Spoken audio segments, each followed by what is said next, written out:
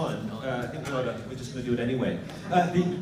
What this session is all about is we wanted to be certain that sellers had a very strong voice at this event. There's been lots of eBay folks up on stage talking about new things. We wanted to be certain there was an opportunity to hear from sellers, to be able to ask questions from sellers, and to be able to share tips. That's what this session is all about. I'm going to briefly introduce myself, then we'll introduce members of the panel. So my name is Dylan. I look after operations in the seller experience team. That guy Jordan, who you've seen up on stage a bit, he's my boss. And I like to say that my role is to stress so that he can relax.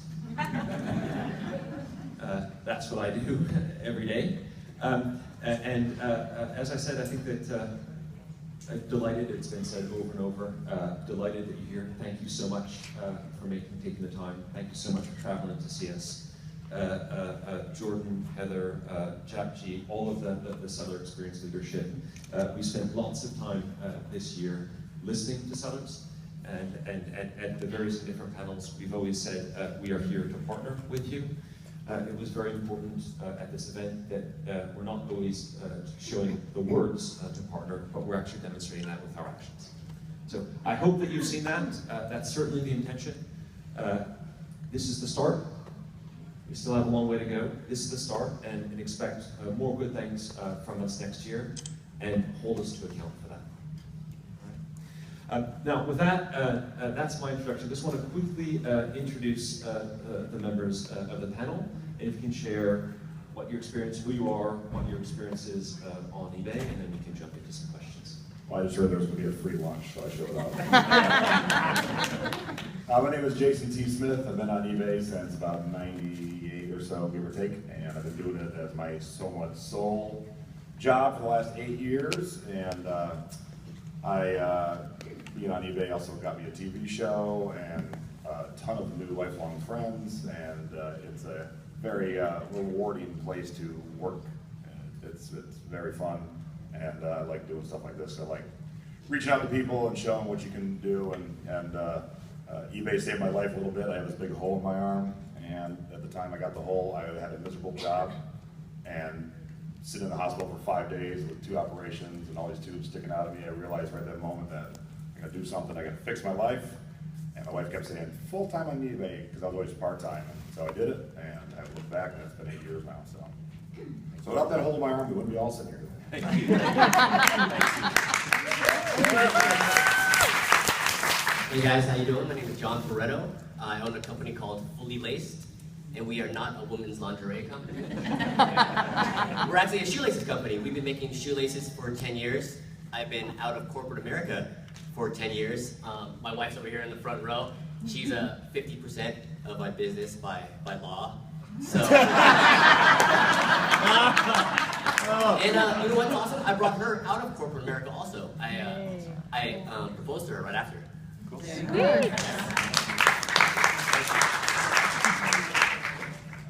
Hi, I'm Robin Levine, and along with my husband Mark, we are Bubblefast. We sell shipping supplies. Our business began with the sale of a single roll of bubble wrap on eBay.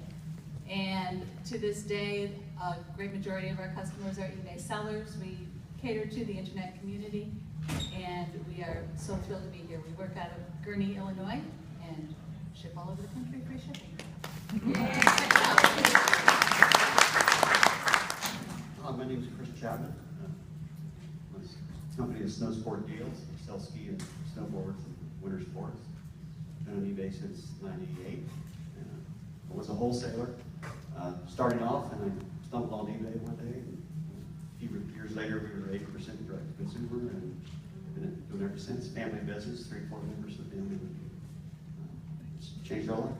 Thank you.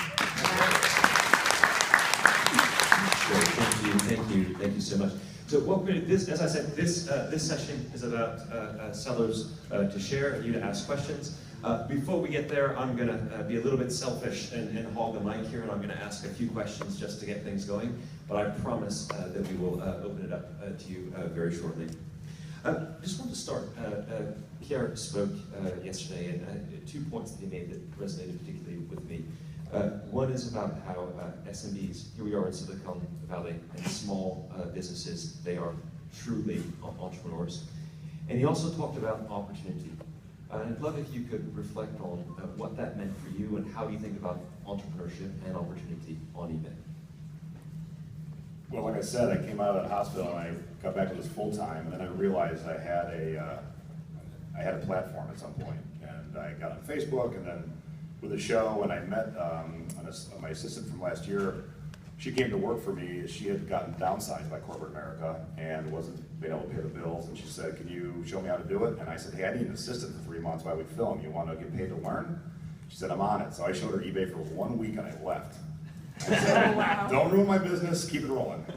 And she was great. At the end of the summer, she moved on to do her own business, and she did some different channels, but she's built her own business from learning my business, and we're still such great friends that she shipped for me today. Because I do have a full-time assistant, but he was away this week, and yesterday grade she came over and shipped for me. So I help build other people into their own small businesses, and could be part-time, could be full-time. She went full-time, so that's kind of the product of my leadership and my teachings. And I just love working for myself because I can do it in underwear.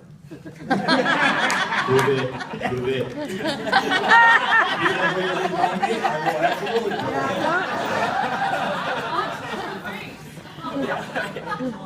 Boxer briefs. All right. Did you buy them on eBay? Let's keep this PG. I think it's about creating opportunity and creating luck. This is a book that I read that was really poorly written a while back, and I apologize if the author is here today. It's called The Maui CEO. Anyone ever heard this book? Yeah, it's not very popular.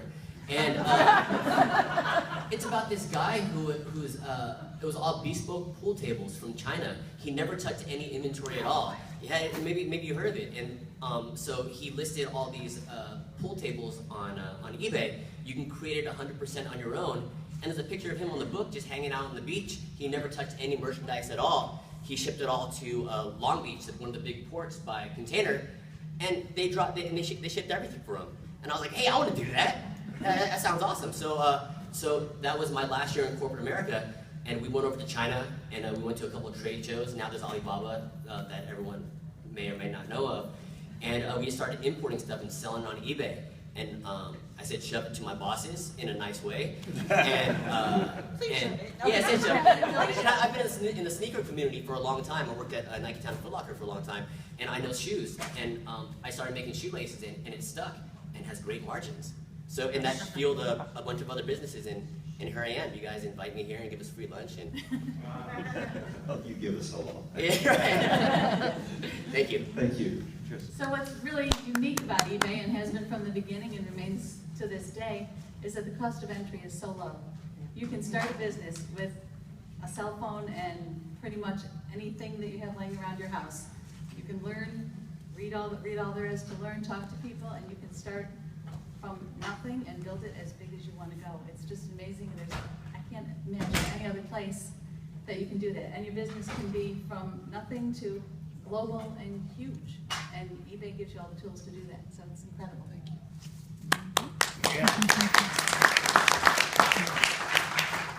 I think the opportunity to start off on your own was great. Like I said, it was easy to do. I was sort of in business already, but I had my son on my lap. I had 2 young kids. One of my driving goals was to not miss Thanksgiving. I worked in the ski industry for years in the shop, so you always miss Thanksgiving. And so I wanted to not miss Thanksgiving because I had a family and not work on weekends.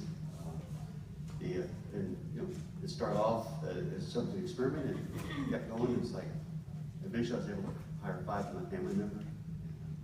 So that whole entrepreneurial spirit was really fun. Thank you. Well, I think that's a great lead to my next question. Is it's a very tough decision, I imagine, when you decide to invest and to scale up, or if you want to hold on to things. How do you think about that decision? When is it right to invest a little bit more and take that additional risk? How do you think about making that decision? I'm sorry. Yeah. excuse me. So, by no means am I a reader, but there's this book by Tim Ferriss called 4-Hour Workweek. Anyone read 4-Hour Workweek? And like it kind of changed the way I look at things, because you're just basically outsourcing all the stuff that you want to do. You know, I still ship today, I still list today, but if you value your day at X amount of dollars, and if you can hire people, capable people that you can train to do stuff that you don't want to do, then you're coming out ahead. And that's when I learned to start scaling. And I have my wife do a bunch of the work I don't want to do. I think it's time to start scaling. You can't pay your bills. That's when it's time to start scaling, and not to be afraid to scale. Because I was just putting along. When I did do the switch over, my wife worked in an office, and I would list like 3 things, go up to her office, sit around, we go to lunch. And I realized I was kind of wasting my day and my talents, because I can really sell well. So I scaled it, and sometimes I yearn for those days where we just sit around and have lunch, but you know, I'm always busy, and I have an employee that does all my stuff for me. So you know, you can teach anyone to take pictures. So that's where you start, and you move it on up from there. And my current employee, he's learned how to sell, and he sells for himself after he leaves work for me. So he's added more money to his coffer too. So everybody's business is different, and everybody has a different philosophy of how and even if they want to scale. What's worked for us has been moving really slowly. We never invest in, even for a high-end product, we don't invest in huge amounts of anything. We don't go out and buy expensive software or invest in huge warehouses until we absolutely need to. And then we finally make the plunge when we're ready. And we see a lot of people try and leap ahead a little bit. And for us, that's not the route we've taken, and this has worked for us, just moving slowly. And when you need to do something, then go out and research, find the best thing and do it. I have to repeat that. I'm very cautious and go slow. My scaling of our gambling, that's always my fear, you know. And finding new tools. Back in the old days, there was no tools at all. And I guess the best tool is other sellers. Anytime you get 5 or 6 sellers in a room, ideas are flying. And a lot of people in this business help each other. I learned a lot from other sellers. I didn't have to go through that pain. Yeah, I learned from them. And I'd like to follow up on that, because I think part of what has been so powerful the past 2 days is bringing the sellers together and to learn from each other. Maybe could you share how do you go about that on a day-to-day basis outside of this event? And is there anything that we, eBay, can do better to help you all to connect? So I have a Facebook group called the Thrifting Board, and we help sellers all day, every day. And what I think eBay could do better is your boards are just maddening. The internal board. I helped relaunch them. Thank you for being diplomatic. Yes, I had 3 other words in my head, but I chose that one. I think we got that, yeah. But I helped relaunch them. I came here, they flew me in as somebody who did it well, and I watched they brought in like 10 users who are on the boards all day, and they're all very angry. And I'm just like, if you don't like where you work, you know, my whole thing now is if you don't get up happy every day, then fix it. I didn't get up happy every day, I fixed it. And I was shocked. So I think there needs, to help eBay, I think there needs to be more moderation or guidance. Always guidance, like not just like, you know, some employee stops in once a week and says, hey. I think there could be more guidance in there, and you know, we just tell people, leave the negativity out. Like, you got a problem, bring the facts, no emotion. Don't buy it emotionally, don't sell emotionally, bring the facts. We'll fix your problem. But to stomp your feet and cry and scream, it just doesn't get anything done. That's how I tell people to call CS. Don't yell at that person. Bill, who answered it, he didn't cause you any problems, but he'll fix your problem. So just a little more guidance, maybe. There's a ton of Facebook groups out there, and you can explore at your will. When you find one that is like one of those, just leave it. There's so many good ones out there. There's so many that are moderated by people who are really caring and positive and really want to help people, so find the right one. In addition to Facebook groups, which I love, there's also in-person meetup groups that I'm a huge fan of. Talking to Lois in the first row, that's Rich and Nyla Sayat. They're the heads of the meetup group that I belong to in the Chicagoland area. But there's meetup groups forming now just about everywhere in the country. If there isn't one in your area, you should form one. They're fantastic. They're great support.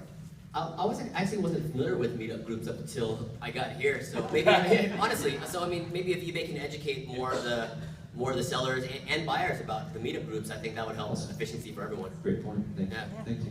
And you have to have an outlet. I moved my business to Kentucky 2 years ago. I was in Maryland for 18 years.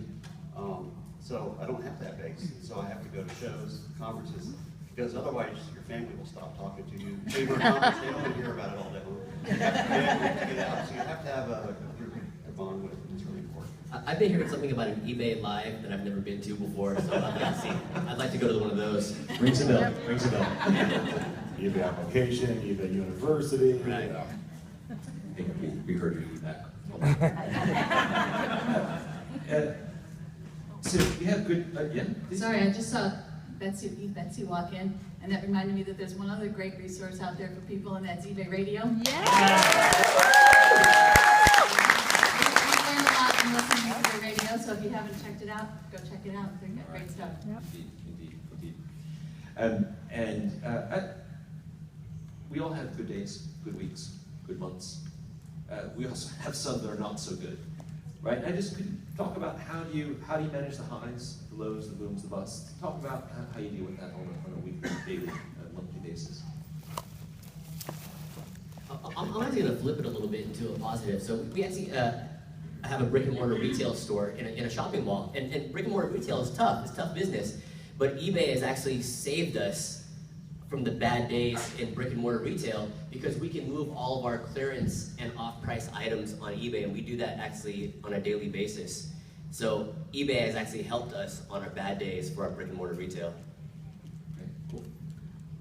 You know, when you have a bad day or a bad week or a bad sale or a bad customer, you tend to forget about the 1,000 happy customers that came before that and the 1,000 that came after that. And that's why I try to remind people, I'm like, yeah, you had an unhappy customer, or I've been a buyer where I really was harmed in terms of what I got or what happened, but I always think, I'm like, all right, everything before that and after that was great. So you gotta keep that in your memory.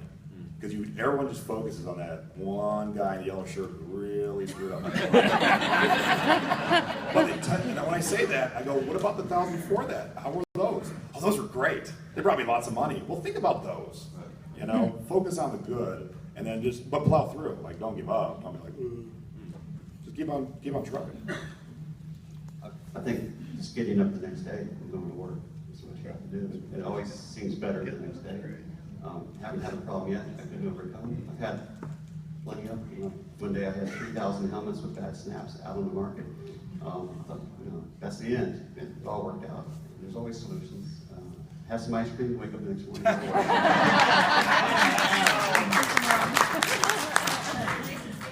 Choose your adventure, right? Oh, that's fun. Now, I promised at the session that I was going to stop asking questions and turn this over to the audience. Any takers to ask our panel questions that are coming up? In the front row, here you go.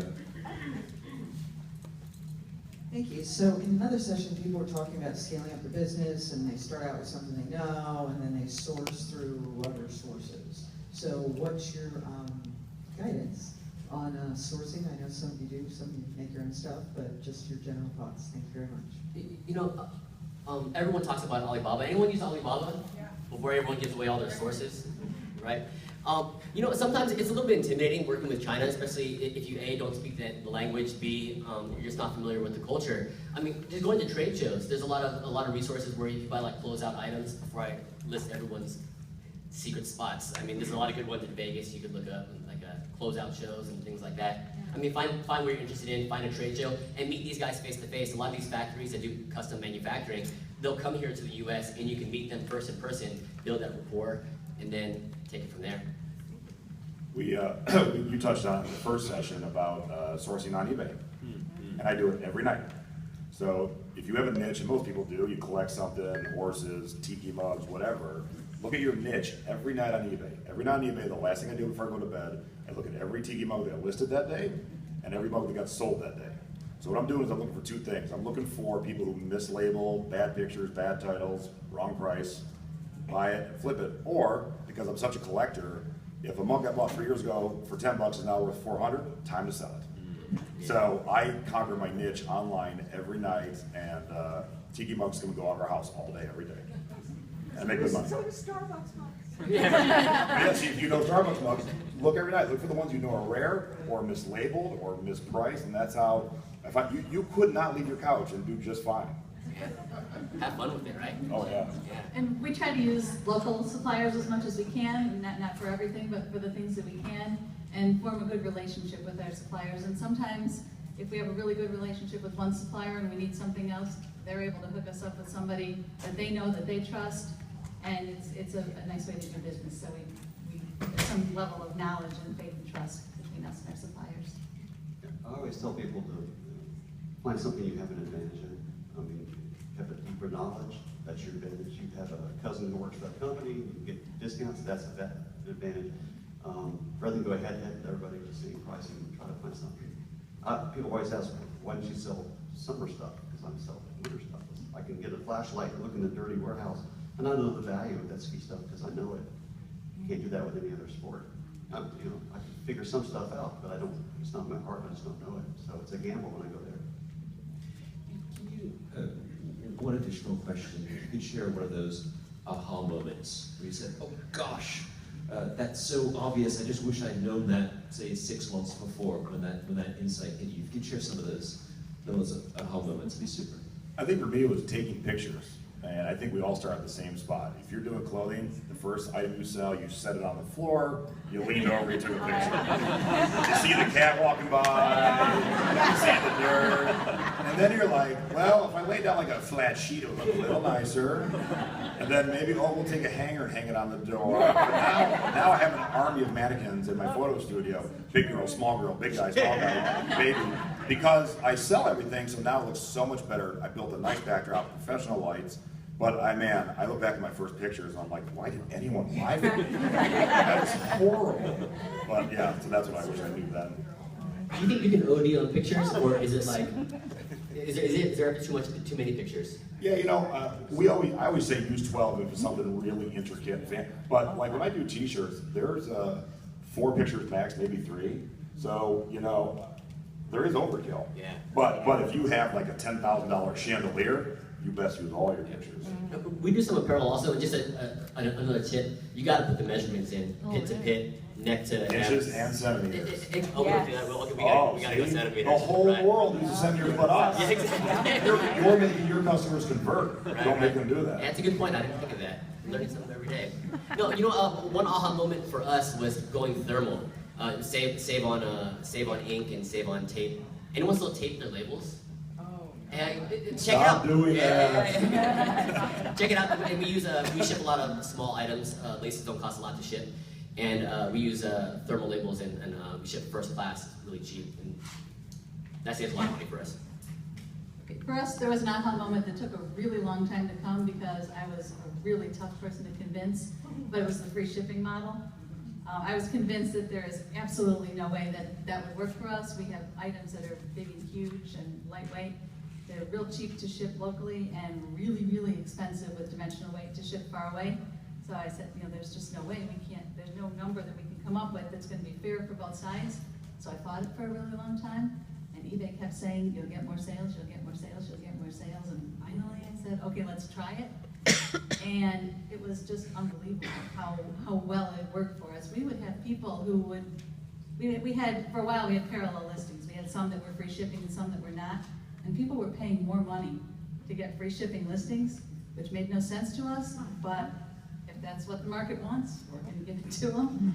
So that worked out really well for us. Once we listened to eBay, we find a lot of times that we try and bite things at first, and eBay has really good research departments and way more than we do, resources to figure out what works and what doesn't.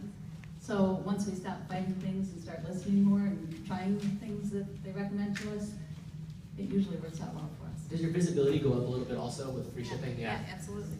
We do everything free shipping also. Yeah. A couple of aha moments. One of them was that my customer liked me.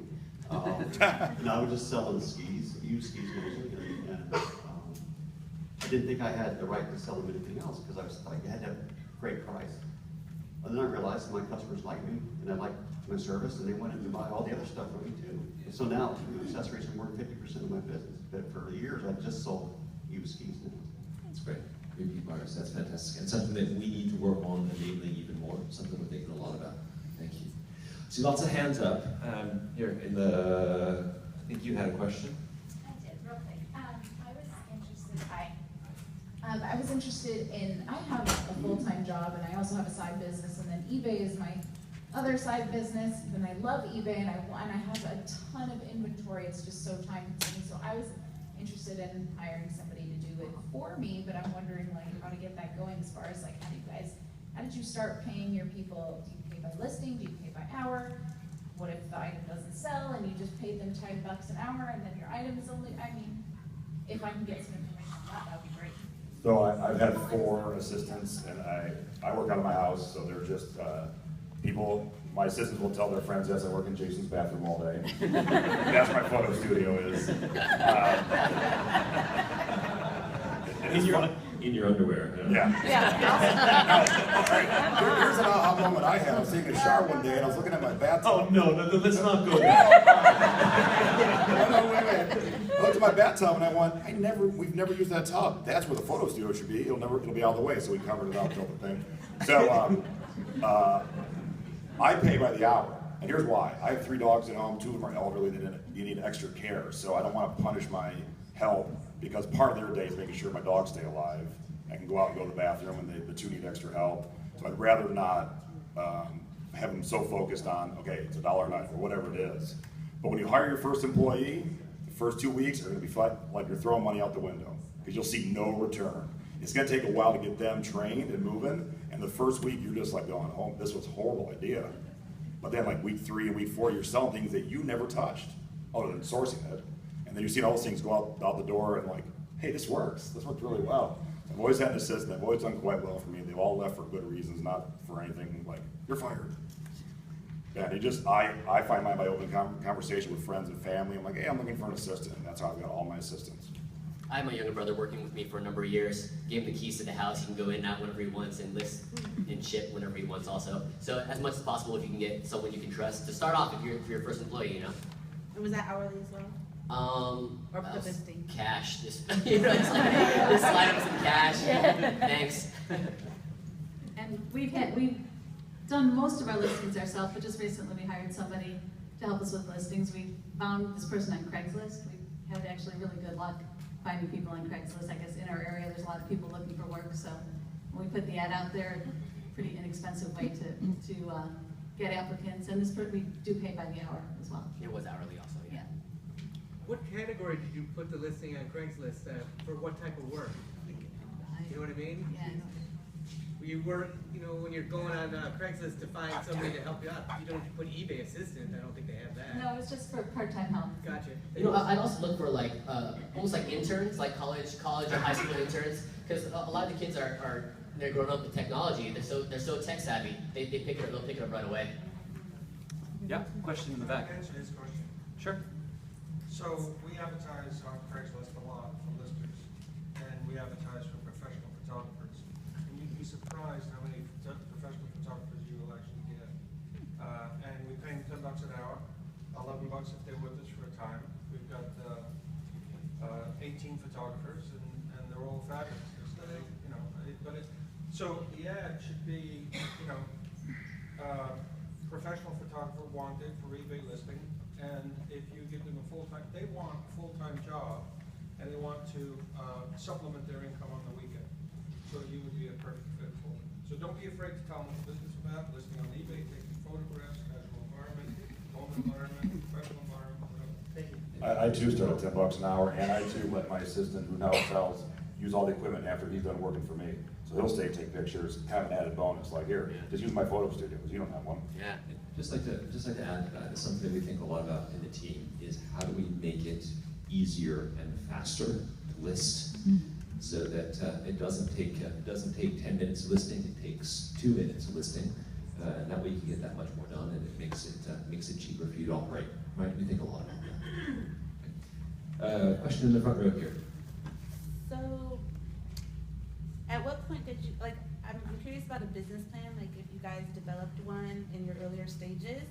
And you know, like when you go to work for somebody else, they provide you the blueprint. You don't have to think all you have to do is show up and do the work. Well, in this game, that's not the case anymore. You have to kind of make your own blueprint. I just wanted your feedback on like the steps that you took to kind of formulate that once you realized that you had to put all that together.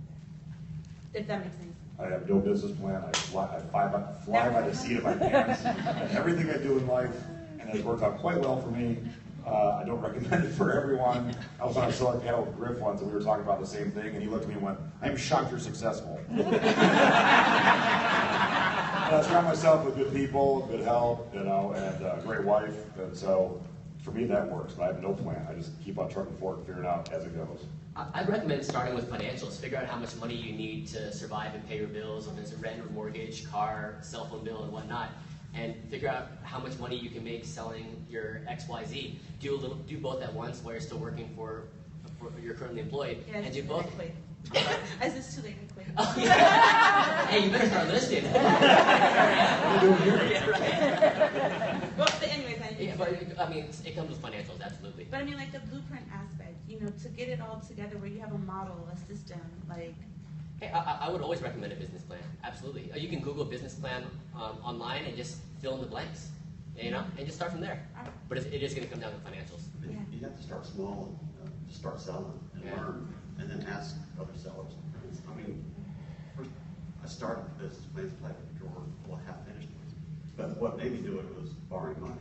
You go to the bank, you get turned down, and I write, oh, they really want to understand. So you have to write, oh, I say, this is what's my return investment's going to be. This is, and all of a sudden, oh, I got a business plan now. Went to the bank. Every seller can relate when you get to a point where you may be a casual hobbyist with it, and you decide I really want to pursue this as a way to, as a viable source of income. So once you start treating it more like a business instead of just a hobby, you know, like I would think maybe a business plan or something, you know, I just wanted to hear other people's experience on what, in that moment when they decided, okay, this is what I want to do, what did they do to pull it all together?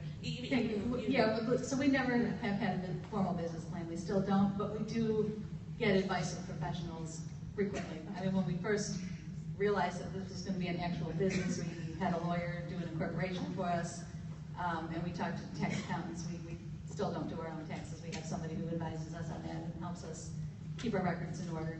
And I think that's, as you start to get bigger, that's really important. And if you don't know how to find somebody like that, talk to people in your meetup group if you have one, or online, and get some advice on who knows this kind of business. I think everybody has a different moment when they realize they're going full time. I was a wholesaler, and I started putting 5 skis on the wall every night, taking a picture. 7-day auctions, and they 100% sell them, 10, 15, 20. One day I put out like 30 skis, and I said, well, this took a lot of time. And I felt like I was stealing skis from my real customers. They moved in for these internet customers, and then right about there, it's like, wow, this is actually a business. You know, and I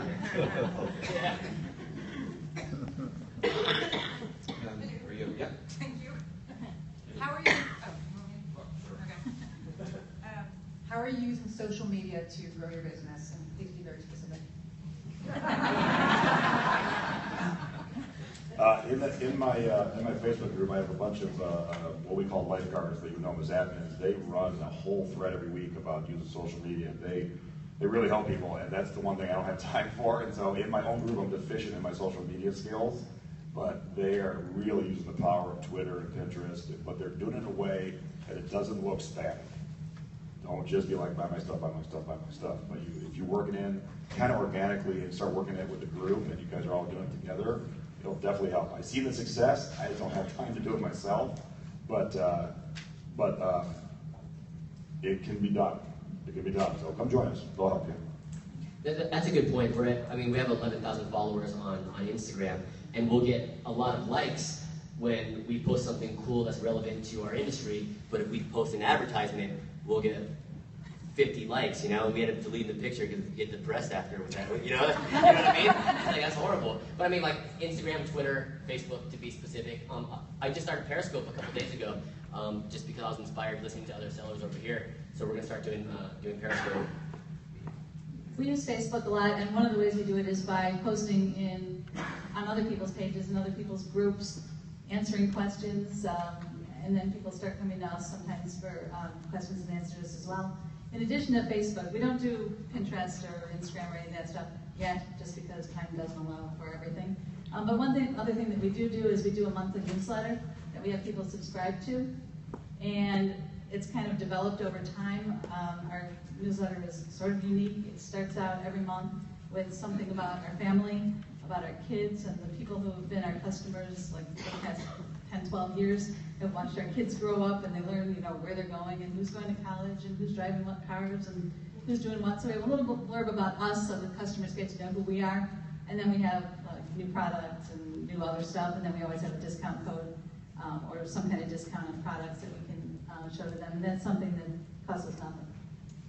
You can do that through eBay or through other means as well. I can tell you what not to do. That's what I do. It's nothing. It's the biggest project right now.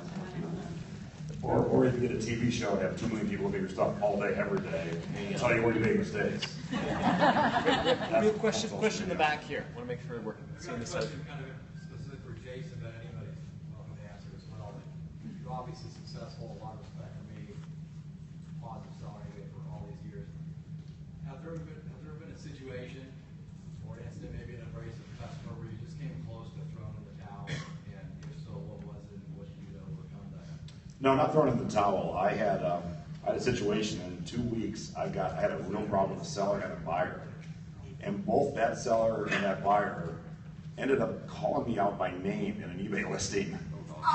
But I when I tell people don't do anything about it emotionally, they work through it the way you should.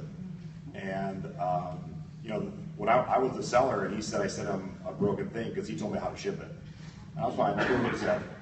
And I'm usually the guy that's like, okay, I'm sorry, my bad. But just his tone was off. And I said, can I see a picture of it? And when he sent it back, the thing I sent was black, and the picture he sent me was blue.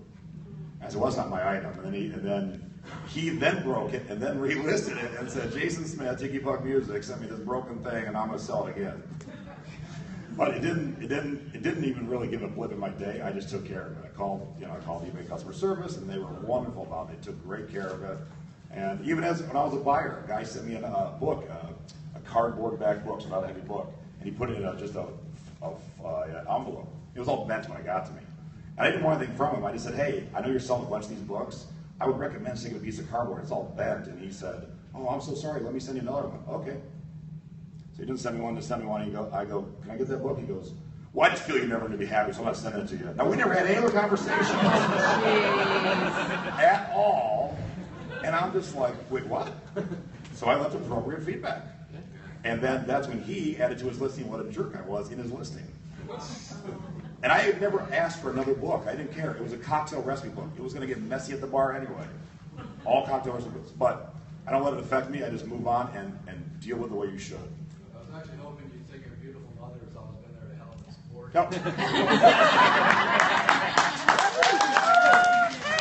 This is my parents right here. They're retired, 73, and they are killing it on eBay. That's my baby.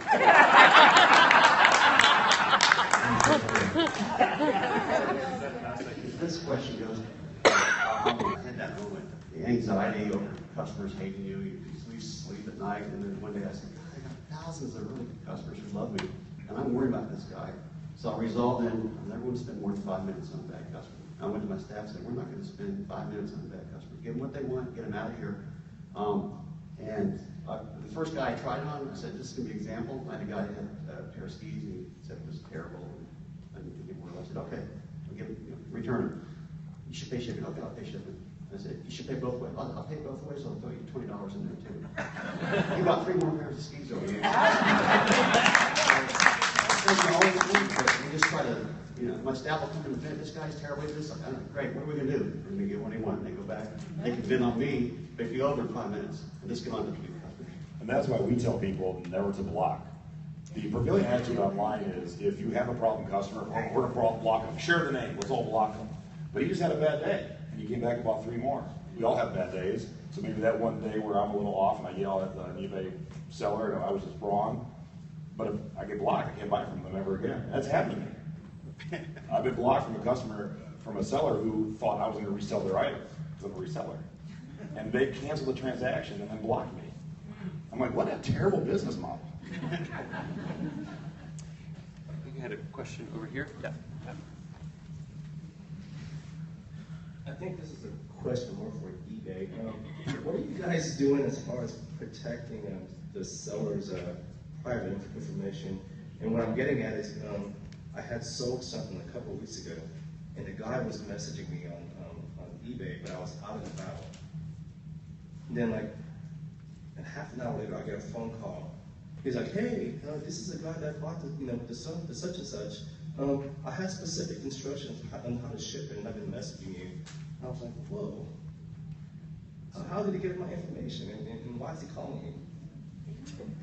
So that should not happen. eBay is very serious about privacy and data protection. So that is something that we take very, very seriously. I think that it's probably best that I come back to you, someone who's qualified and can give a very specific question on that. It's probably best that I have that individual come back to you with a specific answer to that question. Please give me your details afterwards, and that should not be happening. I suspect that should not be happening. Give me your details afterwards, I can come back to you. But you can get people's contact information, but they were supposed to let you know they got it. eBay lets them know that they requested it. Okay. So I'm gonna have to follow up on this. Yeah, I mean, I don't know. You have to set that as an option.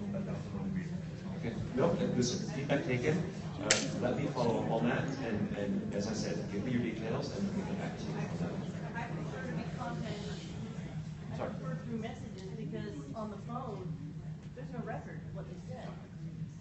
But yeah, no. So the question is in terms of buyers contacting you. Yes, by all means, message is very much preferred. It gives you a paper trail of exactly what is said. It's very important to have that record, and also that can help you if there are any disagreements. Let's say. So by all means, let me come back to you on that on your question. Yes, in the back here. Hello, my name is Penny Coleman, Woohoo Depot, and I have a meetup group in Long Beach, California, and you're all invited, and Jason's coming to us in October. Right before Halloween. Yes. Is it going to be a dress-up meetup? Well, you Jason is always dressed up. Let me pull my mask off. Yeah, we have a great group in Long Beach, so if you're near it, and you guys are invited to the speakers, and Mark and Robin are sponsors of our. Yeah.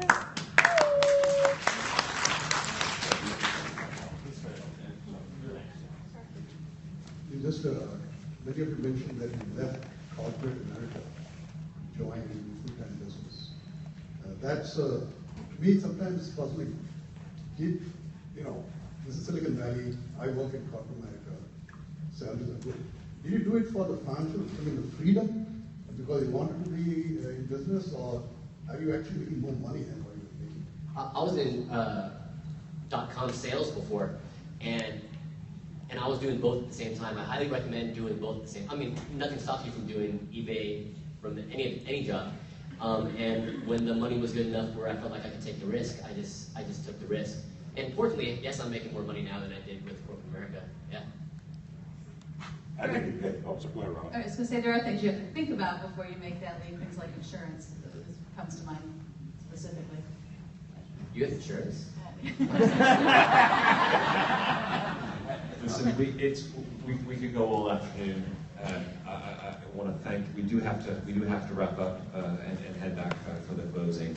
I just want to take the opportunity to thank our panelists for their great insight.